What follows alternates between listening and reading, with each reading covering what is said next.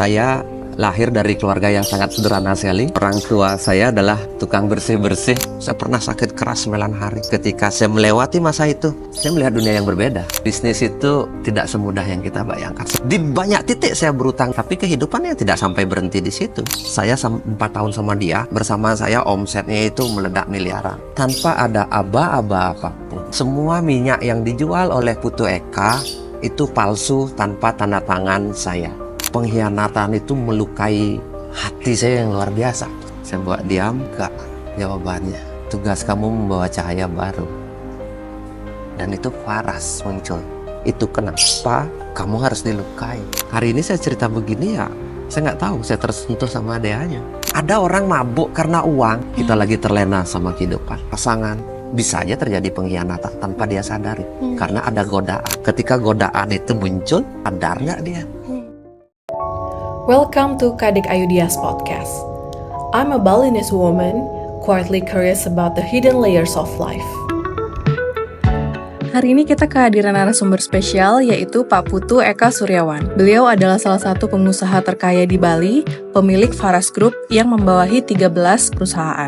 Pak Putu juga aktif membagikan pengalaman spiritual dan dikenal sebagai seorang filantropis. Saya akan ngobrol bareng Pak Putu mengenai jatuh bangun bisnis dan juga kedalaman spiritual. Yuk langsung aja kita mulai videonya. Halo everyone, selamat datang di YouTube Kadek Ayudia. Dan hari ini saya punya bintang tamu yang sangat spesial buat saya pribadi, menjadi inspirasi saya pribadi karena selain sukses, kaya raya, tapi juga memberikan banyak cinta ke kita semua ya di banyak lini. Begitu juga beliau sangat spiritualis aslinya. Please welcome Pak Putu Eka. Hai. Swastiastu, Swastiastu, Pak. dia. Apa kabar, Pak? Baik. Terima kasih, Pak Putu. Hari ini kita semua bukan diundang sih, boleh berkesempatan syuting di rumahnya Bapak. Ya, Sangat indah sekali, teman-teman. terima kasih. Ya, Pak. Jadi Pak Putu ini adalah seorang pengusaha Faras ya, Pak ya. Dengan total 13 perusahaan, anak perusahaan, dengan valuasi ratusan miliar ya, Pak ya.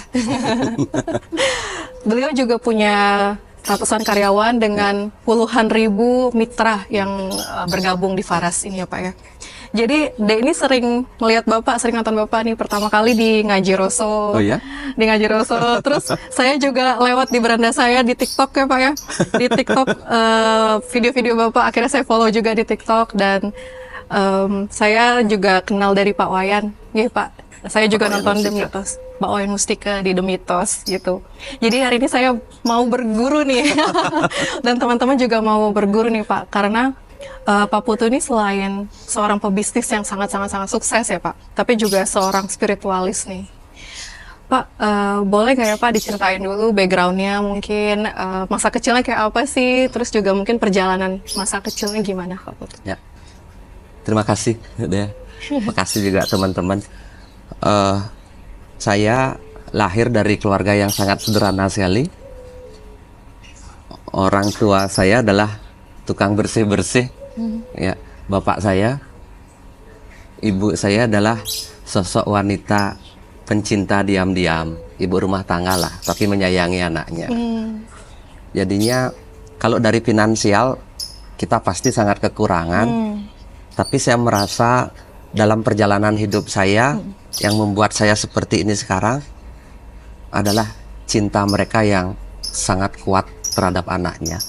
Jadinya dalam melangkah pun saya merasa utuh dengan cinta itu. Sehingga dalam melangkah saya tidak pernah merasa kekurangan cinta. Karena mereka mendekap selalu ketika saya masih kecil. Karena saya pernah juga kan mengalami sakit fisik yang lumayan. Saya pernah polio waktu kecil kan. Usia saya masih 3-4 tahun lah. Polio. Bapak menceritakan gimana saya dulu nggak bisa jalan, bagaimana beliau sebagai orang tua mendekap, memeluk, menyayang tanpa berpikir berapa banyak biaya yang harus habis. Seberapa sih gaji orang tua saya, nggak lebih dari 200-300 ribu saat itu kan. Harus berobat ke sana kemari. Tapi akhirnya anaknya nggak bisa sembuh. Di titik ikhlas itu bapak bilang nanti ya tidak ada obat lagi nak, hanya ada minyak dari kakek dan cukup dengan cinta memelukmu. Ya dalam cinta, dalam diam, aku akan merawatmu. Ya momen itu miracle. Ternyata ketika Bapak mulai berpasrah, menyerah hanya dengan usaha sendiri, pakai minyak kan, minyak terus menyayang gitu. Ada pergerakan kaki saya katanya, mulai bergerak, mulai ada aktif kaki itu kan. Dan akhirnya diterapi pelan-pelan, diajak ke pantai, berusaha dibeliin sepeda kan, satu kaki saya kuat, satu enggak, sehingga mulai seimbang gitu. Saya pikir disitulah keajaiban itu muncul, ketika cinta yang dalam dengan ketekunan, dengan kasih, keajaiban terjadi dalam diri saya. Itu bekal saya nanti ke depan dalam hidup saya menjalani suka duka kehidupan, dan itu benar-benar bermakna dan membekas. Tanpa ada itu mungkin tidak akan pernah hadir seorang Putu Eka seperti saat ini gitu. Dan ya salah satu pelajaran terbesar dalam hidup saya kan, ketika saya dulu banyak didekap, disayang, penuh cinta kayak gitu. Walaupun mereka nggak ngerti sebenarnya itu cinta itu apa, tapi pelukan itu bagi saya sesuatu yang luar biasa kan. Ya dijaga, di apa. Ketika saya kuliah ke Surabaya, saya baru menyadari bagaimana orang tua itu begitu sayang. Saya merasa jauh sekali, saya merasa kosong, saya merasa kehilangan, saya merasa semuanya. Saya harus merawat diri saya sendiri, saya harus belajar mengenali diri saya sendiri. Dulu yang pernah merasa utuh, sekarang merasa hilang. Ada sesuatu yang tidak bisa saya jelaskan. Gitu, ada sesuatu yang tidak bisa saya jelaskan, dan di masa-masa itu berbarengan dengan krisis moneter tahun 98. Saya kuliah 97, moneter 98. Lengkaplah, orang tua tidak mengirimkan uang, cinta saya merasa jauh, perasaan hati jauh, terus harus survive di negeri orang. Disitulah perjalanan batin saya dan perjalanan bisnis saya mulai terbentuk.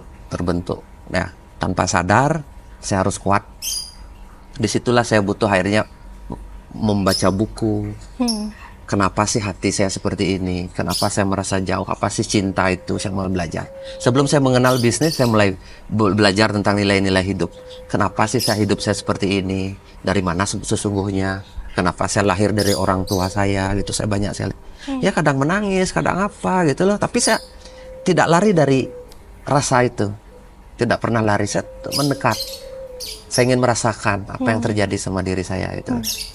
Disitulah saya tahu bahwa saya ini bukan hanya sekedar manusia, saya adalah sesuatu yang jauh lebih besar daripada itu. Saya bagian dari cinta Tuhan yang begitu luas itu loh. Cinta yang tidak bisa kita deskripsikan. Gitu. Banyak sekali saya belajar. Ya, di situ saya belajar sebagai manusia juga saya harus mencari uang. Belajar mengenal bagaimana marketing. Jadinya saya nggak punya ilmu bagaimana caranya hidup survive gitu. Alam yang mengajarkan. Makanya ya mungkin kalau orang belajar bisnis itu kan harus kuliah dulu sampai ke US kemana gitu. Saya hanya sebuah panggilan hati untuk bisa hidup bertahan gitu.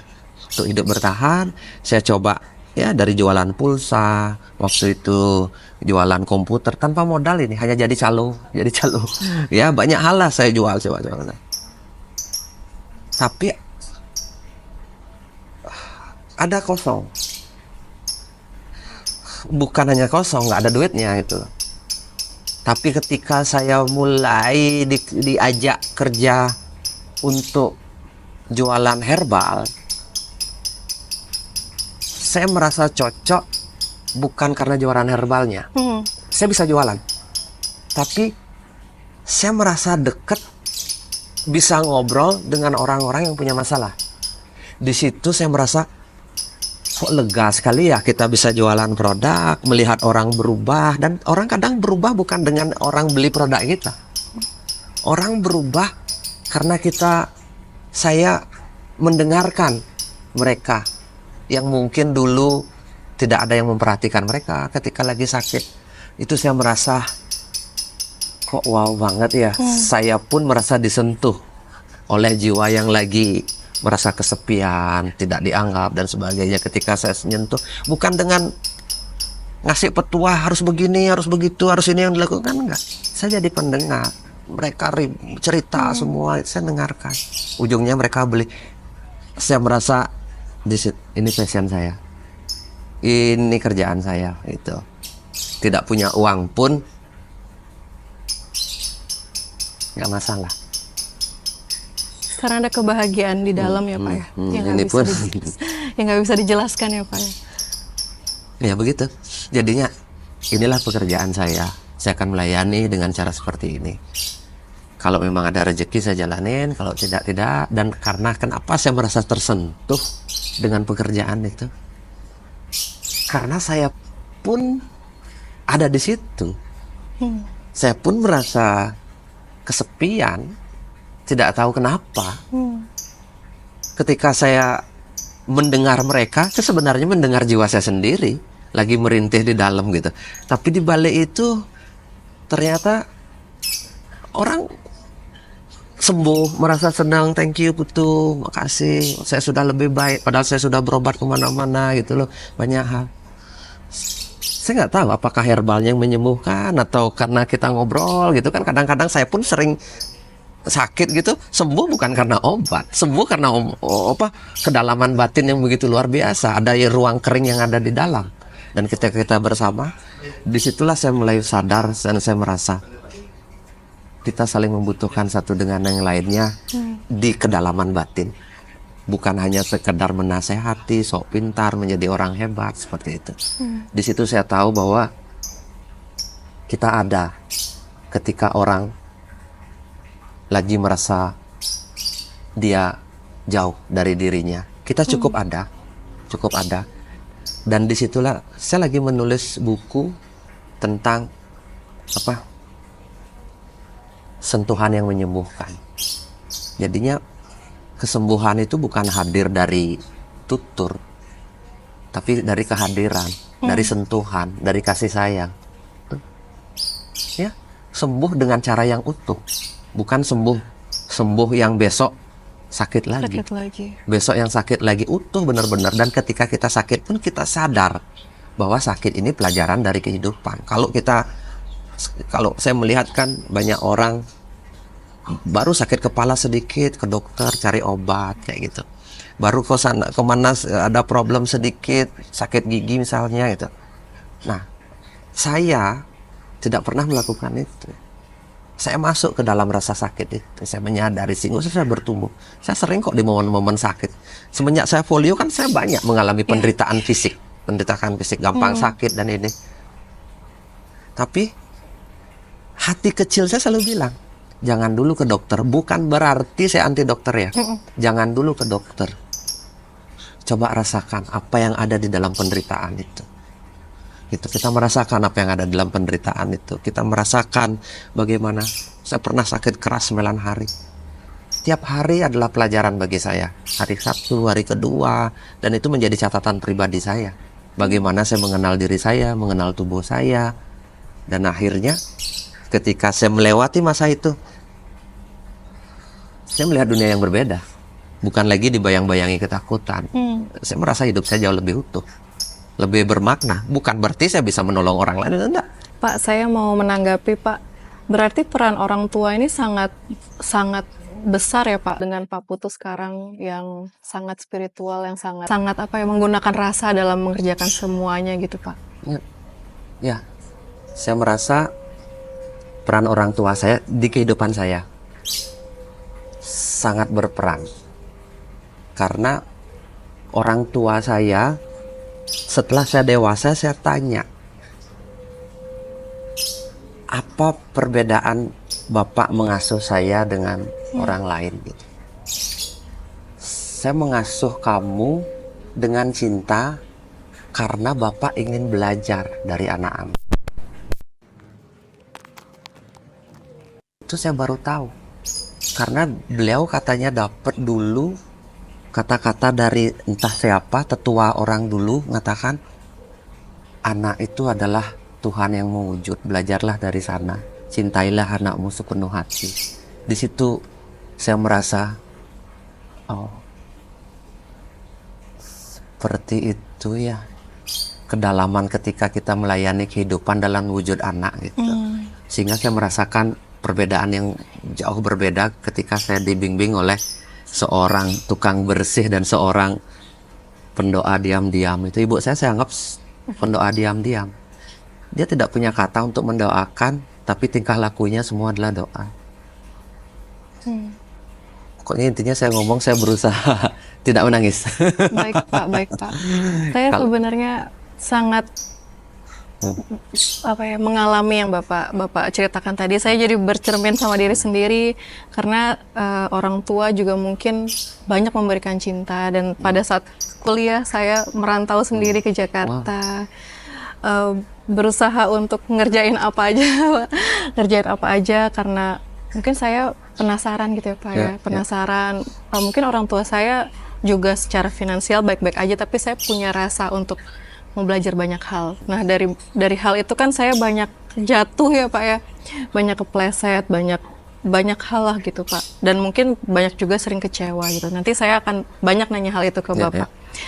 Nah Pak Putu sendiri, Faras tuh maknanya apa ya Pak ya? Apa sih artinya Faras ini Pak? Dalam perjalanan saya kan, dalam jatuh bangun bisnis, akhirnya di tahun 2016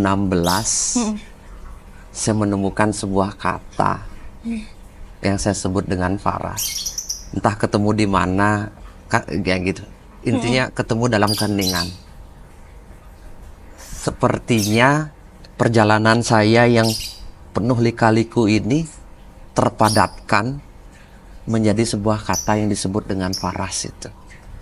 Faras itu kalau dimaknai, itu artinya adalah menemukan siapa dirimu yang sesungguhnya. Baru kamu menjadi Faras atau waras itu. Kalau bahasanya setelah jadi Faras itu, orang sekarang menyebutnya itu waras. Nah, Faras itu artinya adalah sebuah perjalanan batin untuk menemukan siapa aku itu. Sebuah perjalanan batin. Nah, saya buatlah menjadi itu di dalam meditasi dan sebagainya kan, itu saya menemukan. Nah, saya wujudkan dia dalam bentuk nyata. Menjadi sebuah perusahaan. Perusahaan Faras ini nanti punya visi misi adalah hadir dari cinta. Perjalanan hidup saya penuh dengan cinta untuk melayani Faras itu. Jadinya itu visi misi besarnya. Faras itu hadir dari cinta untuk melayani kehidupan. Dan karena saya passionnya adalah obat-obatan tradisional, saya mulailah meramu. Kakek saya juga darah saya adalah darah peramu. Kakek saya peramu obat-obatan tradisional, terutama minyak. Nah, saya mulai meramu. Ya, meramu bukannya sekedar komposisinya seperti ini. Semua dengan rasa, dengan perhatian, dengan niat suci, niat bersih gitu loh. Nah, ya dia tidak menyembuhkan, tapi menemani diam-diam, menemani dengan caranya. Nanti minyak Faras ini nanti saya pengen gitu. Temanilah orang-orang yang lagi kesepian, temanilah orang-orang yang lagi sakit, temanilah orang-orang yang lagi dihakimi oleh banyak orang. Kenapa begini, kenapa begitu, kamu sakit, harusnya dulu begini. Itu ribut di dalam. Faras itu pengen banget dia menemani itu. Saya membuat untuk menemani orang-orang yang tidak bisa lagi saya sentuh satu persatu karena saking banyaknya. Ketika minyak Faras itu hadir, nanti akan menyembuhkan banyak luka, di mana pasangan saling sentuh satu dengan yang lainnya, saling memberi rasa tanpa sadar mereka. Sentuhan minyak, ya kan, sentuhan berawal dari, makanya saya lagi buat buku tentang sentuhan yang menyembuhkan. Kalau sembuh itu bukannya sembuh biasa, kalau itu terjadi miracle, sembuh di kedalaman, waras. Itu bukan sembuh yang masih menyimpan luka gitu. Saya berharap sekali perusahaan itu seperti itu. Entah bagaimana caranya, saya nggak tahu, niat saya seperti itu. disitulah saya sebenarnya tidak niat untuk menjadi orang kaya, tidak niat menjadi orang sukses, tidak ada kebayang, bukan tidak niat, ada niat, tidak kebayang. Sesukses sekarang, nggak pernah membayangkan. Terus kalau orang tanya gimana caranya sukses, mungkin nanti nggak ada jalan pasti. Tapi cintailah perjalanan hidupmu. Mudah-mudahan kamu bisa menemukan kesuksesan, bukan versi saya, tapi versimu. Seperti itu artinya Faras. Makasih Pak Putu. Saya sebenarnya ingin nanyain kelanjutannya sih Pak. Ya. Kebayang nggak sih Pak akan sebesar ini dari, saya kan baca buku Bapak yang Surya pun pernah tenggelam, buku Bapak dengan Pak Wayan ya Pak ya. Saya pernah baca, Bapak pernah struggle banget. Bahkan katanya Pak Wayan sampai minus ya dulu ya Pak ya. Mungkin boleh diceritain sedikit Pak tentang struggle itu sampai akhirnya bisa sesukses sekarang Pak. Ya. Perjalanan saya jauh sebelum ada Faras. Saya struggle-nya waktu kuliah. Oke, saya mulai jualan ini tuh kan sampai pernah di satu titik ya ada uang hanya 10.000 deh ke rekening. Itu pun 12.000 mungkin bisa narik waktu itu. Tahu nggak ya, waktu itu masih ada BCA, kita bisa narik 10.000. Oh. Kalau sekarang kan minimum mungkin 50.000 ya. 20.000 bisa. 20.000. Dulu 10.000 bisa. Dulu 10.000 bisa. Itu waktu itu terjadi ras waktu itu. 98 antri bisa 2 jam. Tahu nggak, saya berpikir untuk bisa makan untuk besok. Ternyata saking capeknya saya antri, narik uang itu untuk makan hari itu dan habis semua. Besoknya saya nggak tahu mau makan apa. Saya tidur di negeri orang. Bapak sendiri waktu itu ya Pak? Sendiri, nggak ada siapapun. Ngekos Pak? Di asrama. Saya nggak bayar asrama. Di asrama Bali. Jadinya tinggal di asrama, tidak punya uang. Terus besoknya makan, saya bilang pinjam uang sama teman, tapi tidak mau bilang pinjam. Jadinya bilang ATM saya rusak, saya balikin minggu depan. Dikasih pinjam 20.000, 30.000 pinjam untuk bertahan kan. Dan apa yang saya lakukan? Apapun yang ada kira-kira bisa menghasilkan uang untuk bayar hutang itu saya lakukan. Saya jual lah apa saja. Kadang jual pulsa, jual apapun gitu loh. Bantu kawan gitu. Ada uang saya kembalikan lagi, nggak punya uang gitu. Sehari itu bisa makan sekali, itu pun barengan sama Pak tukang becak.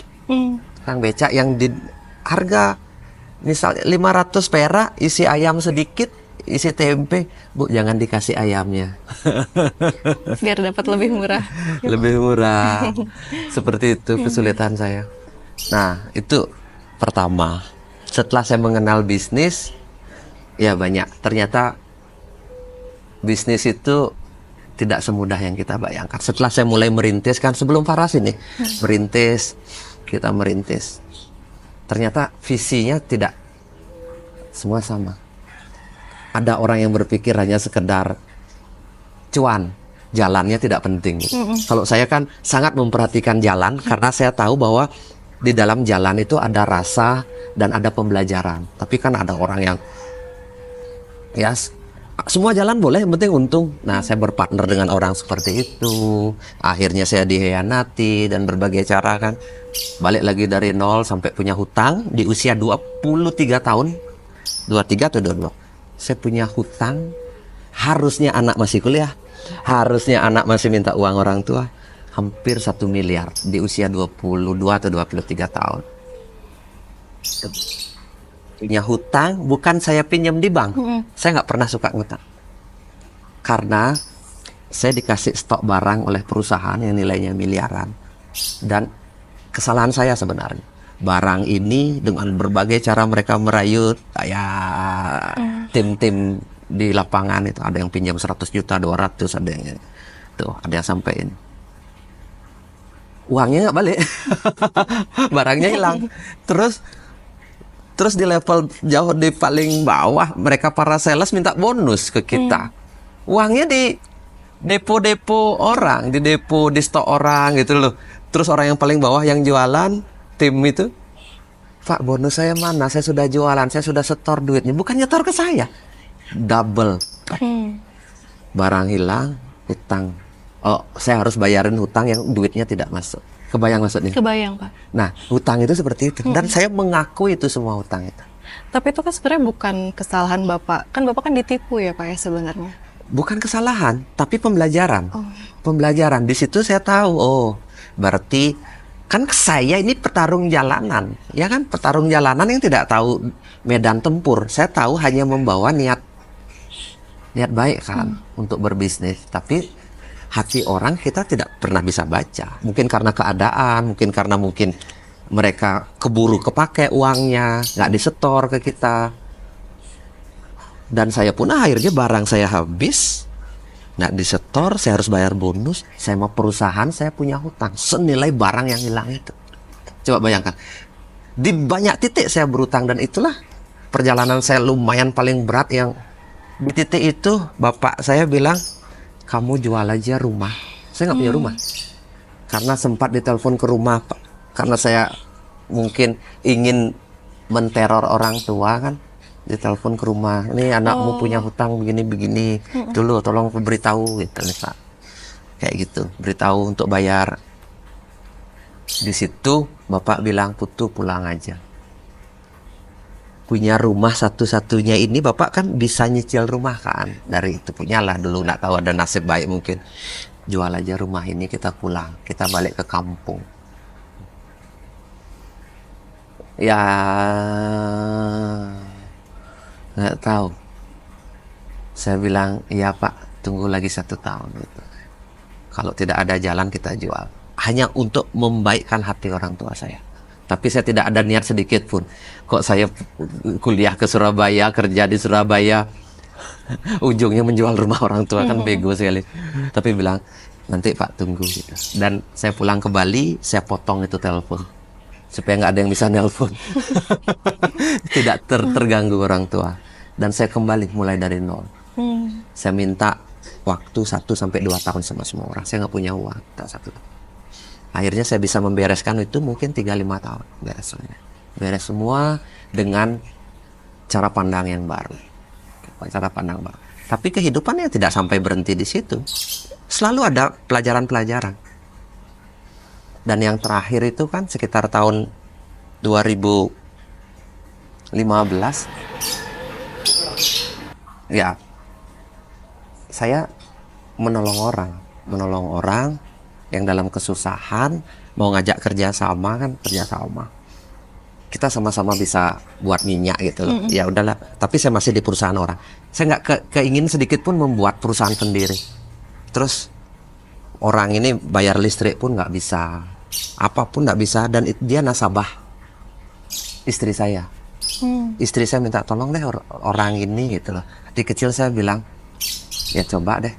2 tahun saya didatengin untuk nolong memasarkan, karena orang ini nggak punya kemampuan memasarkan. Saya kan sudah puluhan tahun udah ahli lah memasarkan herbal lagi.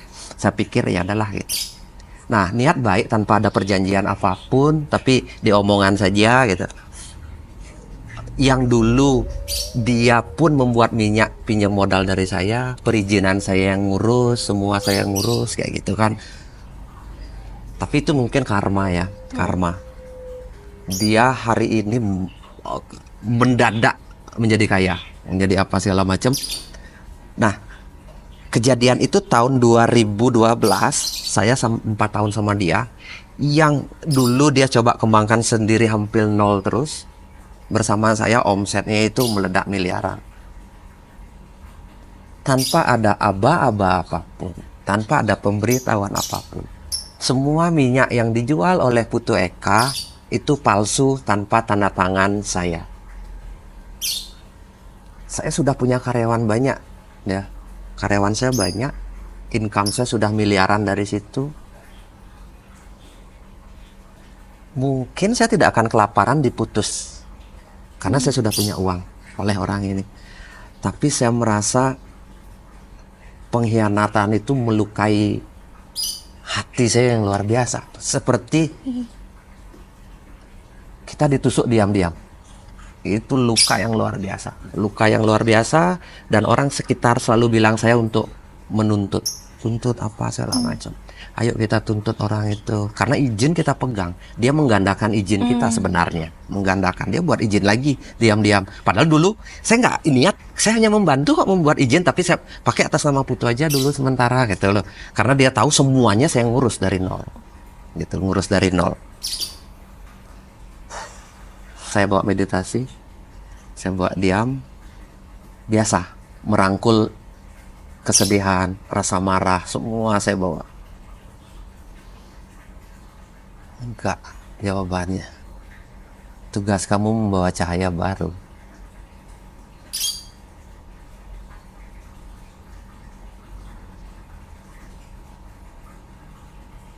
Bukan buat masalah. Bukan, itu kan membawa cahaya baru. Dan itu Faras muncul. Cahaya baru itu bukan apa ya? Bukan sekedar uang. Tapi ini perjalanan jiwamu untuk menemukan kedalaman siapa kamu sesungguhnya, bukannya sekedar cari uang.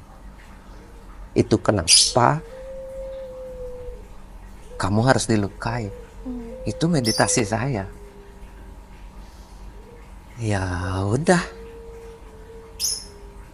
Faras langkah saya menemukan siapa diri saya yang sesungguhnya. Dengan dibalut bisnis. Bisnis itu hanya kasarnya hanya kedok, hanya kulit luar. Tapi sebenarnya sebuah perjalanan diri saya untuk menemukan siapa diri saya sesungguhnya. Gitu. Hari ini saya cerita begini ya, saya nggak tahu, saya tersentuh sama dia. Kalau orang tanya lain, saya jawabannya pasti dari sudut bisnis. Tapi hari ini sudut lain yang muncul, bahwa itu sebenarnya hadirnya Faras itu. Jadinya dari luka, tapi sebenarnya luka itu tidak menyakiti, tapi luka itu menyadarkan untuk kembalilah kamu untuk mengenal dirimu ketika dulu kamu dikenal oleh cinta yang kamu baru lahir, gitu. Dan kamu harus ini menemukan kembali cinta itu, cinta yang tanpa syarat, cinta yang tanpa penghakiman, cinta yang tanpa identitas. Cinta yang hanya dalam rangkulan, hadir dalam wujud Faras yang nanti kamu bisa melayani lebih banyak jiwa. Ketika kamu mencinta, kamu akan bisa melayani kehidupan ini. Terjadi Faras. Kalau dia nanti bilang, Pak Putu kaya, itu efek samping. Saya nggak ngerti kenapa saya menjadi kaya. Hanya saya dapat tugas untuk merangkul luka, merangkul kembali ketidakpercayaan itu, menjadi sebuah Faras untuk menemukan bisnis jauh di dalam, menemukan siapa diri saya itu, dan akhirnya jadilah Faras hari ini. Apakah tidak ada masalah? Banyak masalah di Faras, bukan berarti tidak ini ya, kita niatnya baik. Kadang-kadang orang berpikir buruk dan segala macam, tapi cinta itu, pikir saya, cinta itu seperti gini, kita boleh layu, tapi kita siap menunggu sesuatu yang kita cinta itu mekar dengan sendirinya. Kita nggak peduli apa yang terjadi sama saya. Tapi dengan niat tulus ini, saya berpikir tidak perlu kok menyentuh banyak jiwa, cukup 1, 2, atau 10 orang. Sudah kok bisa merubah dunia. Seperti Bali ini, kita lihat Bali sekarang ya dari permukaan kita kasar. Saya tidak pernah melihat itu. Kalau ada satu jiwa yang saya sentuh, saya pun mencinta. Ada dia yang mencinta. Ada Pak Dokter mungkin di sini, ada teman-teman yang dengerin gitu. Tersentuh. Karena cinta itu ternyata ada cinta yang tulus, tak bersyarat dan sebagainya. Akan terjadi perubahan kok. Semuanya gitu loh. Ini hanya bagian dari gelombang kehidupan. Banyak orang melihat, kenapa sok aja Putu itu loh, ngomong cinta, ngomong pelayanan. Kamu berbisnis cari untung kan? Ya, suara sumbir seperti itu sudah puluhan tahun saya dengarkan. Bagi saya nggak masalah.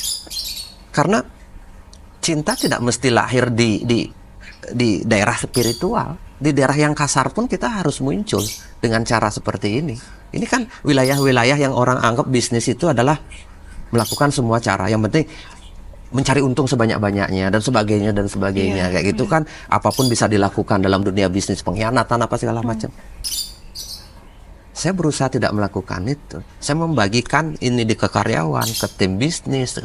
Kita harus berada di dalam luka itu sendiri. Ya saya anggap, kalau ya kan sering bilang luka, saya bilang itu pengalaman batin yang harus kita rangkul kayak gitu. Makasih Pak Putu. Mungkin Pak Putu sekarang sharing seperti ini untuk saya pribadi juga kali dan teman-teman semua yang dengerin Pak. Sejujurnya saya sedang merasakan hal yang sama juga. Baru habis merasakan hal yang sama juga Pak, kayak pengkhianatan mungkin yang Pak Putu rasakan gitu yang dan memang itu luka yang sangat tidak bisa dijelaskan ya Pak ya. Bahkan mungkin cara bangkitnya pun harus penuh dengan kedalaman gitu ya Pak ya. Soal partner bisnis nih Pak, gimana sih Pak caranya kita mendapatkan partner bisnis yang tepat gitu, ala Pak Putu lah. Ada nggak sih Pak? Kan sudah banyak pengalaman. Kalau misalnya tanya partner bisnis yang tepat, setiap orang punya pelajaran. Tapi kalaupun nanti ada pengkhianatan gitu ya, kalaupun nanti ada pengkhianatan, itu bagian dari perjalanan hidup. Jangan pernah merasa kita hancur. Kadang-kadang mengenal Tuhan itu lewat pengkhianatan. Kita mengenal diri sejati yang utuh itu lewat luka, lewat sakit. Jangan dimarah. Ingat ya, jangan marah.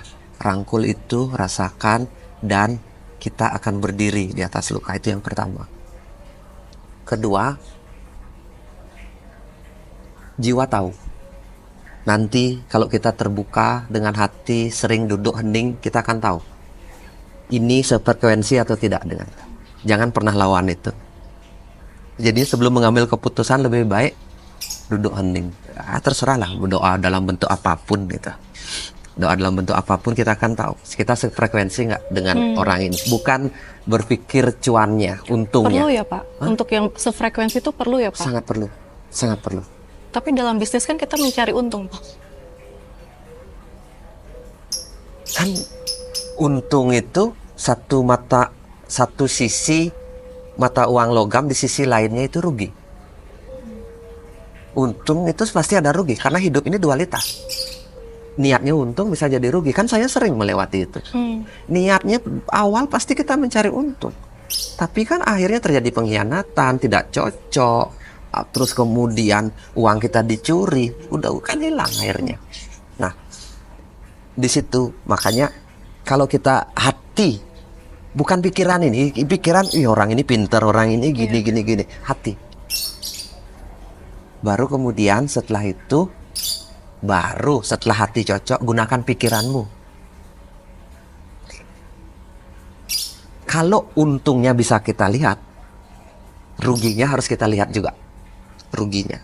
Nah, buatlah sedikit perjanjian-perjanjian yang meminimalkan terjadinya pengkhianatan. Jadinya ada perjanjian, misalnya kepemilikan gimana, yang memegang kendali siapa, yang ada di depan siapa, itu seperti apa. Jadinya semua kalau ada misalnya bagi untungnya seperti apa, karena kita nanti merangkul yang sisi negatifnya.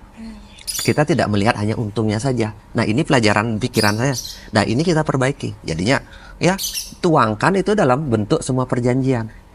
Tapi balik lagi, ini tidak akan guna. Ada gunanya. Iya. Apapun yang di atas kertas itu akan bisa berubah. Betul Pak. Ketika kita memang tidak sejalan atau sejiwa dengan orang itu. Makanya dimulai dari sefrekuensi dulu, baru kemudian masukkan ke pikiran. Jangan berpikir hanya untung, tapi berpikir juga rugi. Nah, sehingga kita buatlah sebuah ikatan, ya notaris kah atau kepemilikan saham. Jadinya job desk-nya itu jelas, kita tanggung jawab tugas bersamanya, visi misinya ini apa, tujuan besarnya kita apa. Kita bisa melihat itu. Itu pelajaran saya dapat. Kalau dulu kan hanya saya menggunakan hati saja. Ternyata bisa saja di tengah jalan hati orang berubah. Iya Pak. Hati orang berubah. Berubahnya gini. Ya, itu betul. tahun 2012 itu. Dulu niatnya tulus, tapi ketika kan orang ini OKB lah, orang kaya baru kan mendadak kaya. Dulu nggak punya uang mungkin 100.000 aja merasa seneng. Sekarang dikasih uang 5 miliar, 10 miliar kayak gitu. Semua berubah. berubah, hati orang jauh menjadi kasar. Kan ada kadang itu kita bisa melihat, wah susah lah saya jelasin, nggak usah. Intinya itulah peranan dokumentasi yang berupa perjanjian itu. Jangan sampai itu terjadi, karena hati orang bisa berubah setiap saat. Seperti itu. Baik, terima kasih Pak Putu. Ada yang bilang Pak, uang itu bisa menunjukkan keaslian seseorang. Jika dia memang tulus, dia akan semakin memperkuat kebaikan-kebaikan itu. Tapi jika kebalikannya, itu juga bisa memperkuat itu. Itu benar nggak sih Pak Putu? Nggak mesti. Karena awalnya dia baik. Baik, benar-benar baik. Bukan baik tidak baik. Baik beneran. Tapi dalam hidup ini selalu bergelombang. Bergelombang itu maksudnya ada saat-saat kita tidak sadar terseret karena uang itu. Disitulah pentingnya saya bilang setiap saat kita aware, sadar akan diri. Mabuk, ada orang mabuk karena uang, ya kan? Dia dulu sebenarnya bukan pemabuk, gak ada sedikit pun keinginan mabuk. Tapi ketika ada uang, kenapa dia bisa mabuk? Tidak sadar.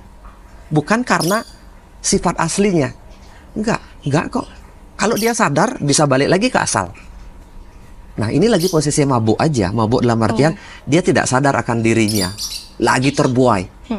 Ya, kalau kita ngobrol sama Pak Dokter, itu masuk di, kalau tarian semesta, tarian kemabukan namanya. Kita lagi terlena sama kehidupan. Kadang-kadang, ya nanti, ya saya tidak berani mengatakan bahwa orang yang seperti itu mesti dia jahat, tidak. Dia lagi tidak kenal siapa dirinya. Dia lagi kerasukan pikiran yang buruk, yang seharusnya dia tidak ada. Itu karena dia tidak sadar, terlena. Ya, dulu orangnya baik sekali, alim apa segala macam. Pasangan bisa aja terjadi pengkhianatan tanpa dia sadari, karena ada godaan. Ketika godaan itu muncul, sadar nggak dia? Padahal dia baik, semuanya baik. Tapi bukan berarti dihapus oleh satu luka atau kesalahan ini.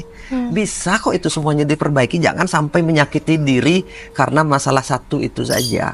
Itu hanya sebuah kesalahan. Kalau kita sadar lagi, kita perbaiki. Sehingga kita lagi tidak sampai kesalahan kita menyakiti banyak orang. Itu kan sampai kita sadar. Ya kalau kita nggak sadar, ya mungkin aja dikasih sebuah pelajaran dalam hidup. Dalam bentuk apapun kita nggak tahu.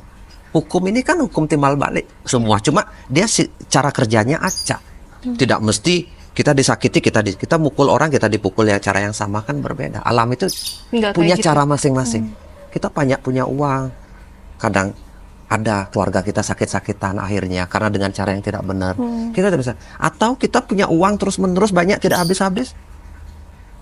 Tengah malam bisa saja dia merasa kesepian. Ada perasaan yang kosong, tidak bisa jelaskan, hambar sekali hidupnya.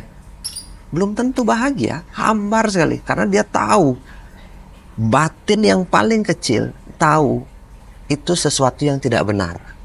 Tapi dia tidak bisa berani merangkul itu. Makanya dia kosong luar biasa di dalamnya. Tuh. Orang kaya, apakah pasti bahagia? Ya punya duit, ada peluang kebahagiaannya lebih banyak daripada yang tidak. Tapi kalau dia tidak menemukan kedalaman, tengah malam atau di saat-saat dia sendiri, anak buahnya tidak ada, asisten saya nggak ada, karyawan saya nggak ada, tengah malam di kamar sendiri, coba rasakan sekali, ada sesuatu yang nggak beres di hati kita. Itu hanya muncul ketika dalam keadaan sendiri atau hening, gelisah, ketika kita tidak utuh, seperti itu. Ya, saya merasakan sekali sih Pak soal kekosongan itu Pak. Saya pun belajar dari Bapak, belajar dari Pak Wayan, itu adalah salah satu healing buat diri saya sendiri dan salah satu mengisi kekosongan itu Pak Putu sebenarnya. Pak, saya mau mewakili mewakili pertanyaan ya Pak ya. Kita kan masih muda ya, kita berbisnis, banyak hal yang dikorbankan gitu ya. masa muda dikorbankan, keluarga diabaikan karena kita memang fokus sama apa ya, bisnis yang kita lagi mau bangun gitu ya Pak ya. Nah di saat sudah jadi gitu, malah dikhianati lah gitu. Gimana caranya kita bisa ikhlas gitu Pak? Gimana cara kita ikhlas dengan apa yang pengorbanan-pengorbanan yang udah kita lewati?